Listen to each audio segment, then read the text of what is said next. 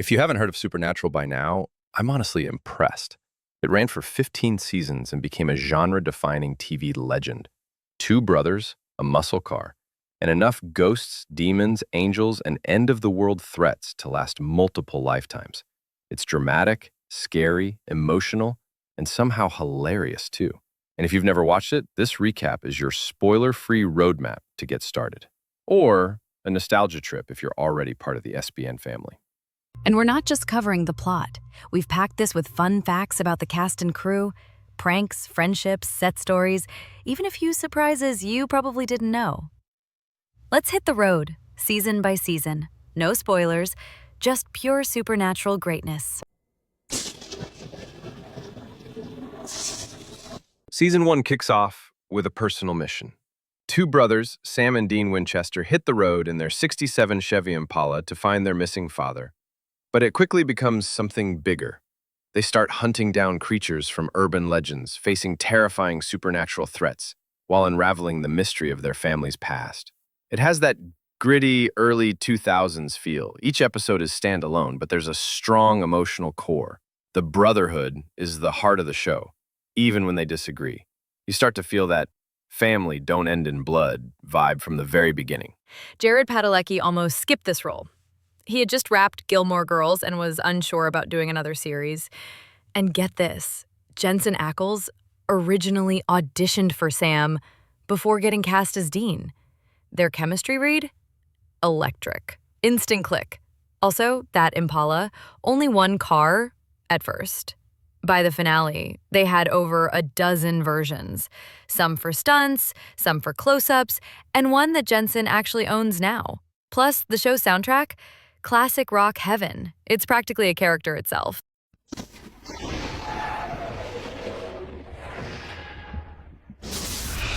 Season 2 really dives into grief, revenge, and the burden of legacy. The brothers are reeling from major losses and still hunting the thing that tore their family apart. The tone gets darker, the enemy's more dangerous, and you start to see a deeper mythos forming. It's still episodic, but there are key threads that carry through. You can feel the stakes getting higher. The emotional weight of what they do and what it costs them really kicks in. Off-screen, Jared and Jensen became best friends. Their chemistry wasn't just acting, it was real. And yes, the prank war started early. Jared once filled Jensen's trailer with plastic balls. Jensen responded by messing with Jared's scripts. Also, the special effects team deserves a shout-out. They used a blend of practical effects and CGI, which made the show feel authentic, even in its wildest moments. And Season 2 is when fans really started rallying online.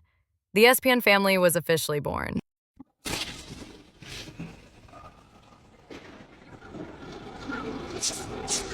Season 3 is shorter than usual.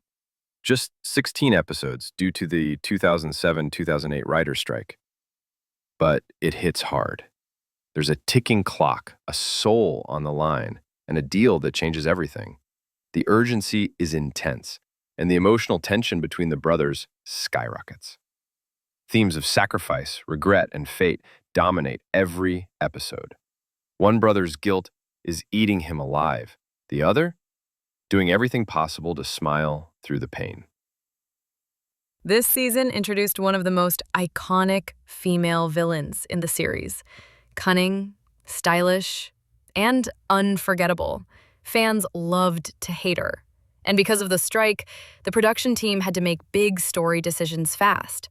That pressure actually led to some of the show's most focused storytelling. Also, the crew started filming more scenes at night to match the tone. Jared said his sleep schedule was completely wrecked. And this is when Jensen really settled into Dean's sarcastic charm. A lot of his most quotable lines were improvised. Their bond feels even stronger here because you know time is running out. There's this constant dread, like, can they save each other again? Or is this the one they can't walk away from? The ending is one of the most talked about cliffhangers in the series. Fans were furious, in a good way. They had to wait months without answers, and forums were wild with theories. It's one of those seasons where the stakes don't need to be global to feel huge.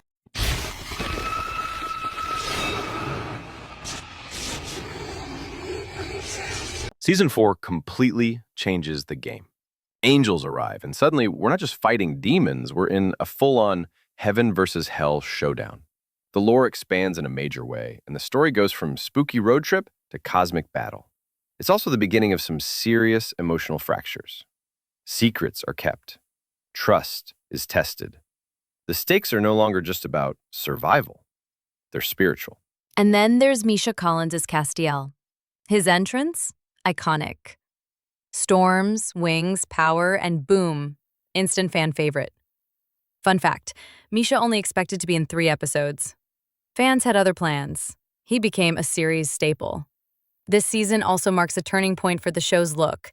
Darker cinematography, bigger visual effects, and more complex sets. And behind the scenes, the writers were blown away by the passionate fan base forming online. Dean and Sam both go through massive changes this season. One's trying to move past hellish trauma, the other's heading down a darker road, thinking it's the only way to help.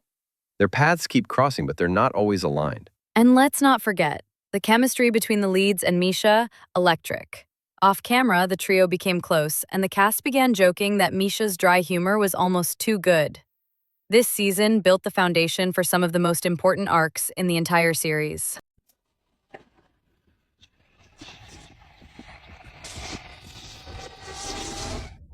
This is it. The original endgame. Season 5 wraps up the arc creator Eric Kripke had planned from day one. The stakes? The literal apocalypse. Prophecies are unraveling. Choices must be made. It's epic, emotional, and full of callbacks to everything that came before. The themes of destiny versus free will hit hard. Every character is pushed to the edge. And Kripke stepping down after this season? Huge deal. The cast and crew felt like they were closing a chapter, so filming had this bittersweet energy. They even had a just-in-case wrap party because nobody knew if they were coming back. Also, fun fact, one of the final episodes was so emotional for Jared and Jensen that they needed extra time after takes to reset. The bond between them, both on and off screen, really drove those final moments home. The writing here is so tight. Every line feels like it matters. There are philosophical debates, heartbreaking decisions, and one of the most epic showdowns in CW history. You can tell the creators were firing on all cylinders. Fans still call this season one of the best in television. Not just for what happens, but for how it's told. And the final montage? Legendary. Even if you somehow stop watching after season 5, this arc is worth the ride.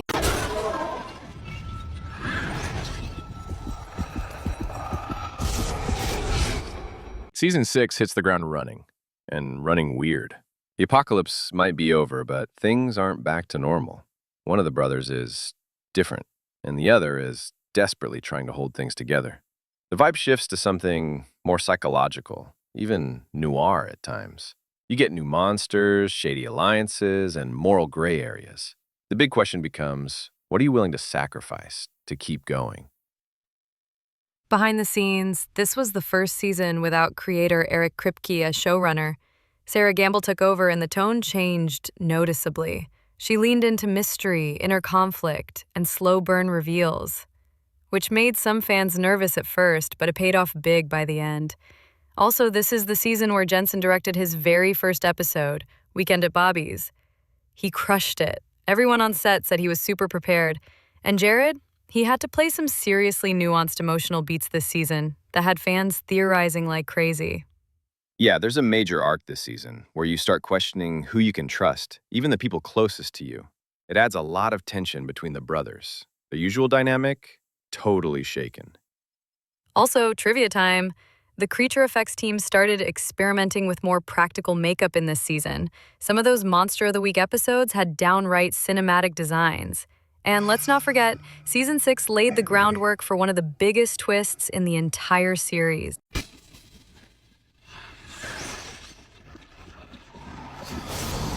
Season 7 brings a whole new kind of threat, the Leviathans, ancient, powerful, and totally uninterested in Hell's politics. They're more about influence, mind control, and consumption. It's corporate horror meets supernatural dread. The brothers are outmatched in ways they haven't been before, and their support system starting to collapse. The tone shifts again. It's more paranoid, grounded, and almost noir at times. Jared and Jensen were juggling newborns during filming, so off-screen, they were doing diaper duty by day and demon duty by night. Also, the Leviathan effects, super ambitious. The black goo, the freaky face morphs, the makeup team really earned their paychecks this season. This season explores what happens when the brothers are truly on their own. No allies, no backup, just each other and a world that's not on their side anymore. And emotionally, there's a major loss the fans still haven't recovered from. The writers went bold, and the fallout changes everything. Also, the blooper reel for this season, one of the funniest. Probably because the story was so dark, the cast kept trying to lighten the mood on set. And hey, this is when Jensen perfected his epic "I'm done" face.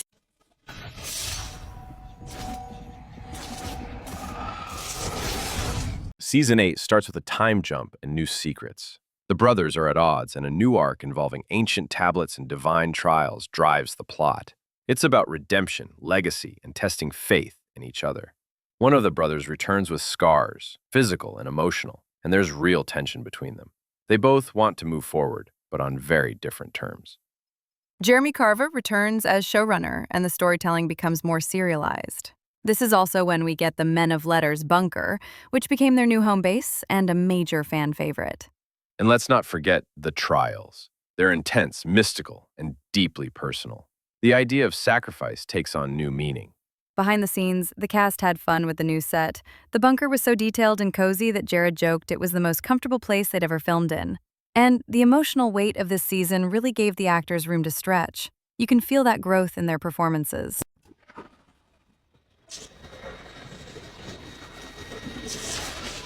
Heaven is in disarray, and angels are falling.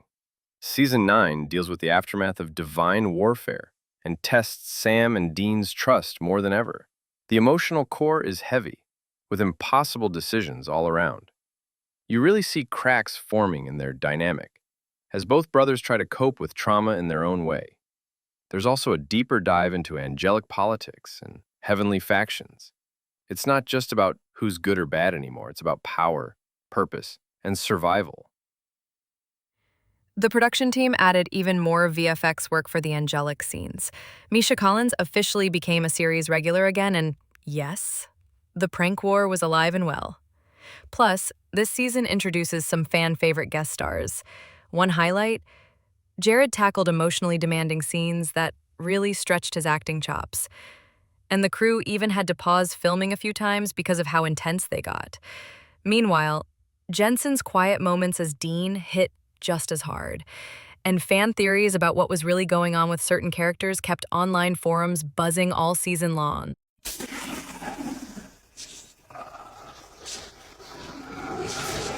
Season 10 hits 200 episodes, a massive milestone.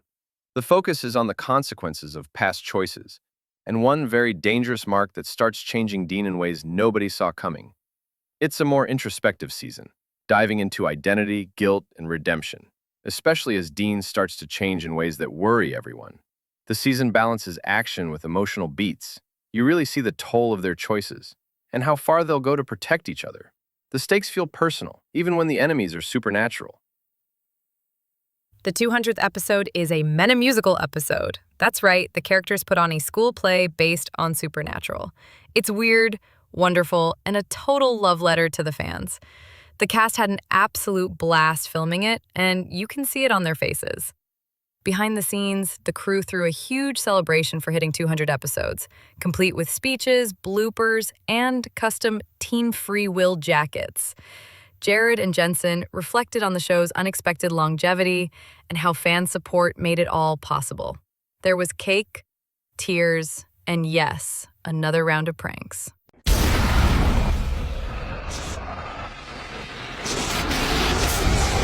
Season 11 unleashes the darkness, one of the oldest, most powerful forces in existence. It's cosmic, mysterious, and deeply connected to the show's mythology. This season digs deep into creation myths and explores a spiritual tug-of-war between light and dark forces. It's philosophical and action-packed, asking big questions about destiny, balance, and family bonds.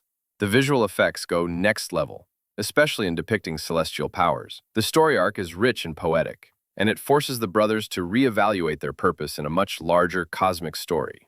This season marks a huge expansion of the universe.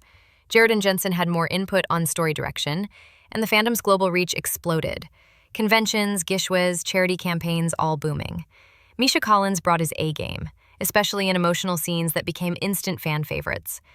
Behind the scenes, the cast dealt with tighter schedules due to global fan events, but they leaned into it. They even shot promotional material between takes.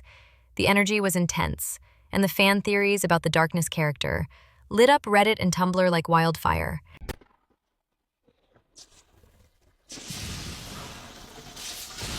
Season 12 grounds the story again.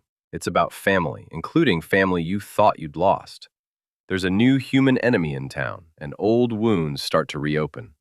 The brothers are forced to deal with conflicting loyalties and figure out how to fight threats that don't come from the shadows, but from powerful institutions.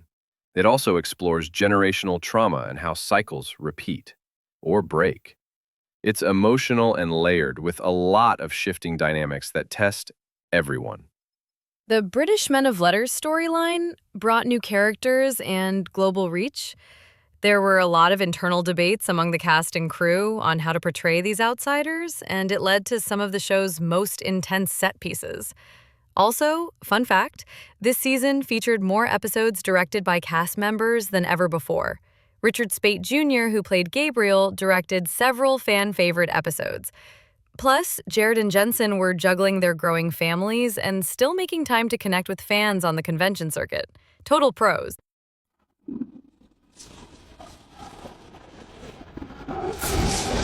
Welcome to the multiverse. Season 13 dives into alternate realities, resurrected threats, and new allies. It's ambitious and sets the stage for the final chapters. The concept of different versions of reality added a brand new layer to the mythology, and it allowed the writers to explore what-if scenarios that fans had theorized about for years. Some characters re-emerge in totally unexpected ways. It's thrilling and emotional. You get to see what happens when familiar faces face unfamiliar fates, and it keeps the storytelling fresh and dynamic. Wayward Sisters got its backdoor pilot here. Fans were hyped, with huge online campaigns trying to get it greenlit. A new character became the emotional heart of the show, and people instantly latched onto their storyline. Fan theories exploded across forums, especially about the multiverse and which realities could collide. Behind the scenes, the cast was constantly fielding fan questions at conventions, and the energy was electric. You could feel the beginning of the end approaching, but the show was still evolving in bold, creative ways.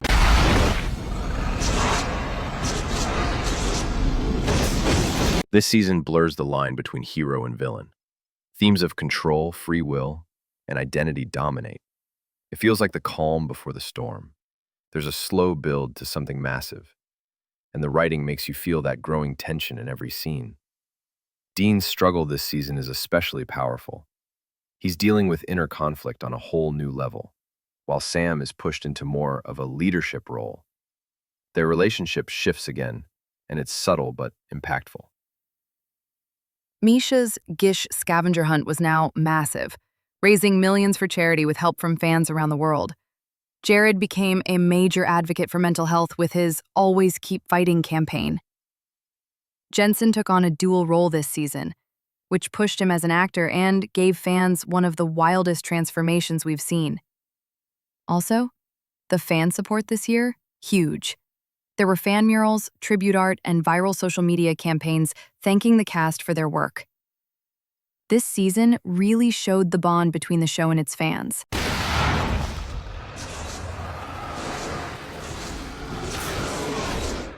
The final season. Everything comes full circle. It's emotional, powerful, and reflective.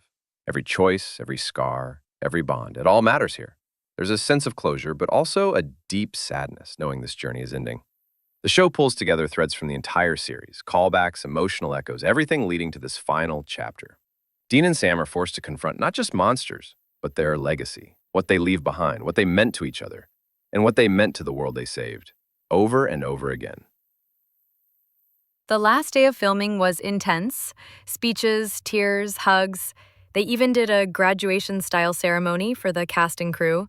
And when the final Carry On Wayward Son played, not a dry eye in sight. Jensen, Jared, and Misha all posted heartfelt goodbye messages to fans. Crew members got tattoos. The Winchester brothers became more than characters. They were symbols of hope and resilience. This wasn't just the end of a show, it was a farewell to a 15-year family. And it was unforgettable. Supernatural wasn't just a show. It became a movement, a family, a comfort watch for millions. And the cast and crew loved it just as much. The legacy continues through reruns, memes, conventions, and awesome fans like you. If this recap got you curious, go stream season 1 or all 15. No judgment. We've done it too. And as always, carry on, Wayward Son.